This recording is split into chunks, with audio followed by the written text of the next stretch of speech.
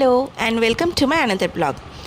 আজকে নিয়ে এসেছি একটা নতুন রেসিপি, মাটন কিমা দিয়ে ঘুগনি। তো চলো তোমাদের সাথে রেসিপিটা শেয়ার করে নিই। ফার্স্টে আমি এখানে নিয়েছি লঙ্কা, টমেটো, আলু, পেঁয়াজ কুচি, আদা আর রসুন। তারপরে কিছু মশলা নিয়েছি এখানে হলুদ গুঁড়ো, জিরে গুঁড়ো আর লঙ্কা গুঁড়ো।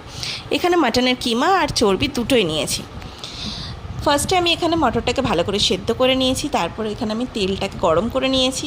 তারপর পেঁয়াজটা আর তেজপাতাটাকে ভালো করে নাড়িয়ে নিয়েছি। তারপরে এখানে আমি দিয়ে দিয়েছি গ্রেট করে রাখা রসুন কুচি আর আদা কুচি। নিয়ে এটাকে আমি ভালো করে মিক্স করব।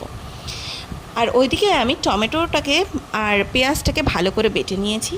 একটুখানি এটা কষানোর পরে আমি ওইটাও অ্যাড করে দিলাম। অ্যাড করে আমি এখানে ভালো করে একটু কষিয়ে নেব। একটু তেল ছেড়ে এলেই আমি এখানে মটনের কিমাটাকে অ্যাড করে দিচ্ছি।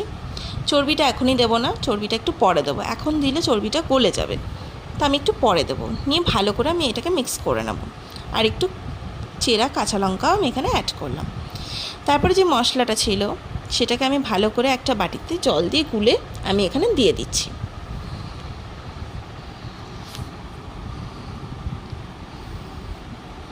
দেওয়ার পরে প্রত্যেকটা মশলা এখানে ভালো করে কষিয়ে নিতে হবে, যাতে কোনো রকম মটনের কাঁচা গন্ধটা না বেরোয়।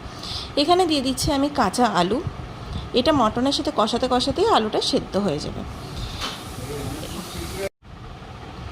ভালো করে এগুলো কষিয়ে নিয়ে আমি এখানে স্বাদ মতো নুনটা দিয়ে দিচ্ছি। আর তারপরে এখানে আমি চর্বিটাকেও অ্যাড করে দিয়েছি। নিয়ে কিছুক্ষণ কষিয়ে আমি এখানে মটরটা যেটা সেদ্ধ করে রাখা ছিল সেটাকে আমি এখানে অ্যাড করে দিচ্ছি। অ্যাড করে আমি ভালো করে আরেকটু কষিয়ে নেব।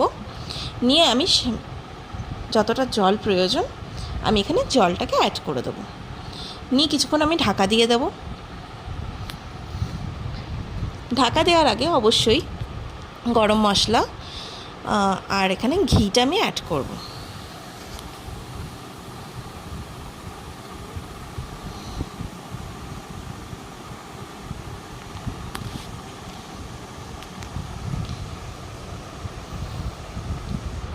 মোটামুটি একটু হয়ে এলে পরে আমি লাস্টে এখানে ধনেপাতা ছড়াচ্ছি। আর এটা হচ্ছে ফাইনাল রেসিপি। তো তোমরা অবশ্যই জানো তোমাদের কাছে এটা হেল্পফুল কিনা। চলো আজকের মতন টাটা। আবার দেখা হবে অন্য একটা ভিডিওতে।